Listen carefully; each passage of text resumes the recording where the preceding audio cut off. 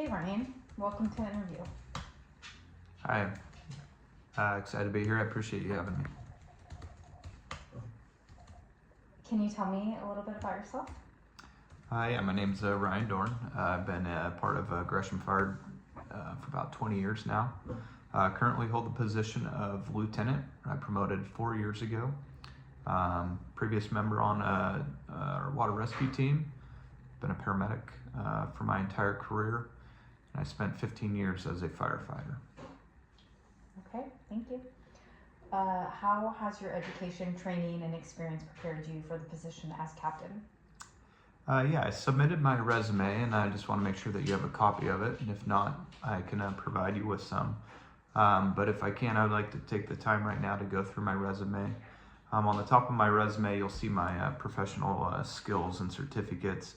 I want to point out that these are in line with the job description that we have for captain here at Gresham Fire. The captain holds 3 different positions. One would be a station captain, 2 would be the captain of training, which is a training officer position, and then also our EMS coordinator who manages our EMS or emergency medical services. My certificates include my Fire Instructor 1 and my Firefighter 1 and 2 certificates. And these are important to have a good foundation for the position. In my work experience, as I mentioned, I spent most of my career as a firefighter. I've been on our water rescue team for 6 years, and I've been a SWAT medic for 12 years. And understanding those positions give me the opportunity to make decisions. And as a captain, I need to understand the roles and responsibilities of the firefighter so I can make sure that they are where they need to be with their training. Further down my education, understanding that the position of captain carries more administrative responsibilities. I'm pursuing my bachelor's degree through Eastern Oregon University for Fire Service Administration. I'm on my final term, and I'm excited to graduate this summer. At the bottom of my resume, I do want to point out some awards that I've received, and those awards are 2 of those awards are our second highest, and those were from 2 calls that included life-saving awards that I'm very proud of. I've been a coach. I've been a advisor to our cadet program, as well as a member of our EMS CQI, which reviews where we're at with our EMS delivery, make sure that we're not missing anything that we need to train on. Okay, thank you. How would you define success? For me, success is, I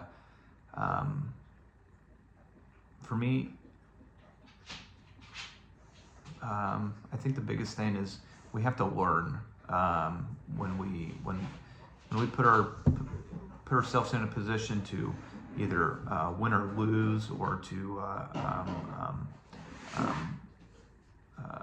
accomplish a goal. Sometimes we don't accomplish those things that we want to, but if I learned something along the way, even if I failed, maybe I set a goal to I'll use this testing process as an example. If I come out and I am promoted to the position of captain, that's obviously success. But for me, if I go through this process and miss that mark, it doesn't mean that I wasn't successful here in what I didn't learn, because along the way I'm reviewing, I'm educating myself for the position. It's going to make me a stronger leader for this department. So I think that just because we don't accomplish a goal doesn't mean we can't be successful. But I think if we learn along the way, that does determine success for me.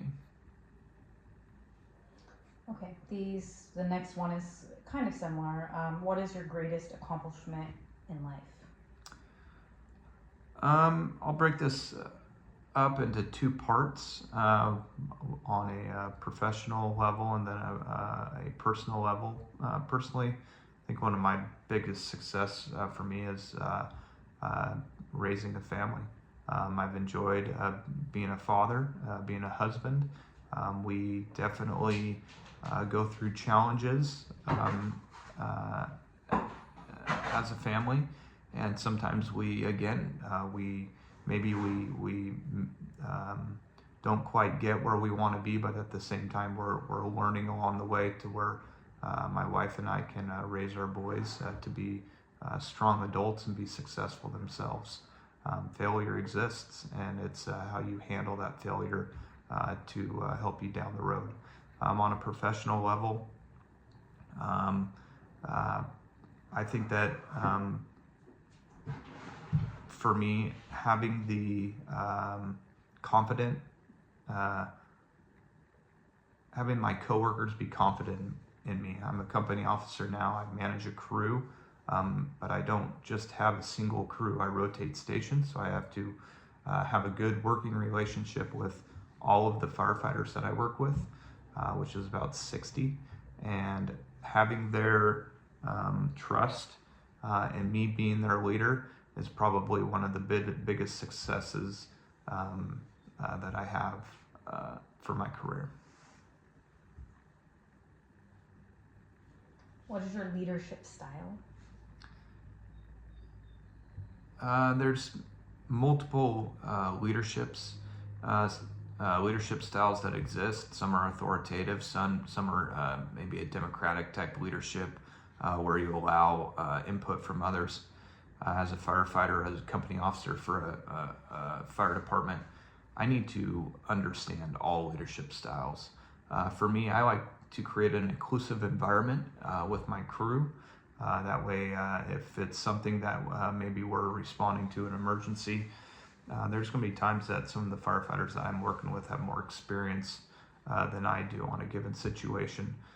Just for building construction, for example, if we're going in to fix a water problem in someone's house, we have firefighters that were journeyman plumbers on the side, and so they're going to have a little bit more experience in that area than me. When it comes to if we're fighting a fire and I need to give a direct order, well, then that's more authoritative, and I'm telling someone based on my experience what I want them to do. But having a good understanding of all leadership styles is going to help me be a successful leader overall. I do like to create that inclusive environment, though, to make sure that everyone feels that their job is important, and I think with that they're gonna work just a little bit harder and be more successful. What makes an effective leader? I think an effective leader is understanding the individuals that they lead. When someone has strengths in an area, we need to put them at the front of the line so they can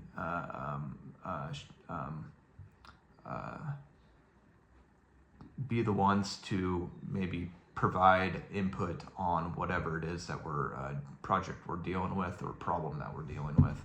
I need to understand the individuals that I lead in multiple areas, not just from a professional level, but a personal level too. Firefighters work 24-hour shifts together, and if someone's having a tough time at home, I need to understand how that's going to impact their day and their ability to make decisions and be a part of our crew. If I have that personal relationship with the firefighters that I'm leading, as well as a good professional understanding, then that's going to make me a stronger leader and to be able to bring our group together tighter to where we can deal with the emergencies that we face. How do you work with someone you don't like? It's tough. It can be challenging at times, absolutely, but we have to understand that not everyone is the same. People are going to have their differences of opinions. Abraham Lincoln said one time that I don't know that man. I don't like that man. I need to get to know him better. I think it's a wonderful quote that deals with conflict resolution. We're going to have disagreements. I'm going to disagree with my supervisors, my subordinates, as well as my peers. Being able to understand different points of view and put those aside after we debrief a situation or hash out our differences. We need to put those things aside and understand that we can still work together successfully.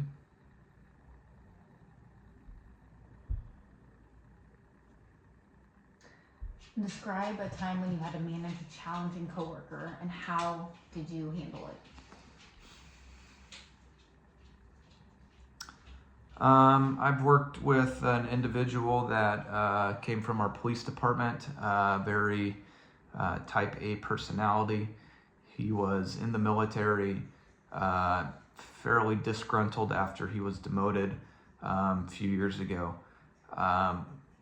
I mentioned that I was part of our SWAT team. This individual was, as a police officer, was a SWAT operator. This individual did not like to be challenged, and he was very strong-willed and hard-headed about his decision. He had a lot of life experience to fall back on. Working with him was difficult because he was not very motivated, especially towards the later half of his career. We have a lot of new firefighters coming in, and for him to have the attitude that he was presenting wasn't gonna work with our new firefighters. I sat down with him and I asked him if he could change how he is presenting himself in the fire station, because that we needed his leadership to come through to help our new firefighters. There were times that he made it difficult, but giving him credibility is what helped me get through to that person, that firefighter, and I helped him feel not welcomed, but that he had a worth, or he had experience that he needed to pass on to our newer firefighters. I think through that and me showing that I had appreciation for what he has accomplished in his career, I think that helped him become a little bit more motivated for me, and I appreciated that. Okay. Tell me about a time you were under a lot of pressure, what was going on, and how did you get through it? 3 years ago, I took this captain's test. I prepped for that. Well, I prepped since, before even becoming a company officer. I was, for 6 years, I've worked with a station captain, so I understood, and I do understand the responsibilities that they have, both on a personnel, on a operations level and an administrative level. But I took a lot of time, 3 to 4 months, to really prep for that. And with that, it's challenging because at home, I have 2 boys. I'm with my wife. My wife works full time. Balancing everything was challenging. The preparation for this captain's test has taken a lot of time, even this one. This one I feel much maybe it being a little bit easier, only because I have the past experience of prepping for it. But balancing everything, understanding, setting priorities for myself, and also knowing when to put the books down and to take a break. And I think that helped me be, I guess, more successful, and help to manage that stress. Give an example of a time you managed numerous responsibilities, and how did you handle that? Well, unfortunately, I feel like I partially answered that question in the previous one. But I handle a lot of responsibilities currently. At home, I'm a father. We have a house that we maintain. we balance our kids' schedules with my wife's work schedule and me being away for 1 to 2 or 3 days at times with my shift work that I do. But also at work, I'm balancing multiple crews because each shift that I work, I rotate into a different station. But I also manage one of our projects, which is our building pre-plans. So I manage a number of individual firefighters that are drawing pre-plans for me. I enter them into a database, all while running calls that come in, and then managing our training each day. But I have to delegate some of these responsibilities to the firefighters that I'm working with. And as a station captain, as my workload increases, staying organized and managing those tasks through delegation is going to help me be successful. What challenges are facing Gresham Fire? I would like to, I think, probably break this up into multiple pieces. First and foremost is going to be our budget. We have an extremely tight budget due to Measure 5 back in the 90s that was put into place, so that has limited our tax growth.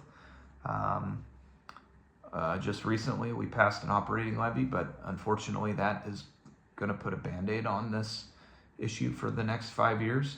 Really, we need more permanent funding, and that is we need to pursue a fire district.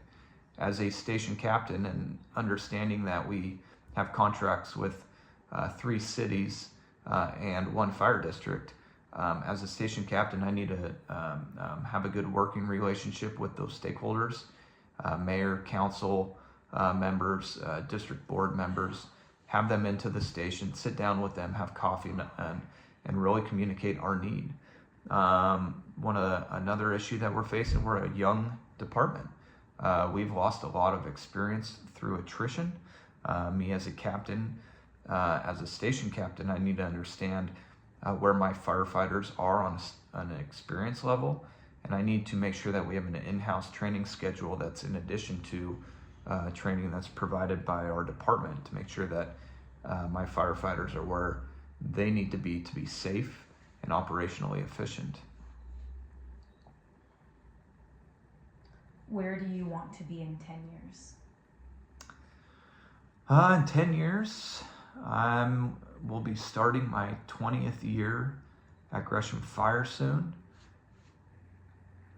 And in 10 years, I will have 30 years in. 30 years is the goal that I've set for my career. So maybe this day, in 10 years, I'll be retiring. No, in 10 years, I want to be a successful captain. The captain is where I want to be with this department. I want the ownership, not only of a crew from a company officer standpoint, but I want the ownership of the entire station, of an entire station. I want to be a leader in our department, and I want all firefighters to have trust in me.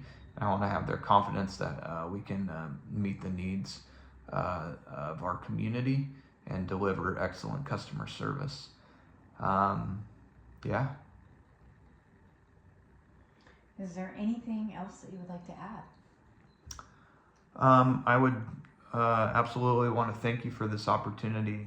As I mentioned, I understand that our captain position has three responsibilities that the captains can be put into, and I've prepared myself for all 3 of those as a station captain. Working with all of our crews and all of our FMAs, I understand the operational needs of Gresham Fire, and I'm confident that I can, as a captain, be a leader and help continue to deliver excellent customer service. As the EMS coordinator, I have a good working relationship with our medical director. I have a good working relationship with other departments that we work with, and including our ambulance service and our neighboring fire department, Portland to the west. And then also as a training officer, prior to getting hired, I worked at the community college in the fire science department. I understand what's needed to maintain training, to improve our training, and to improve our service delivery. I'm looking forward to the opportunity. And again, thank you for your time. Thank you, Ryan, for coming in today.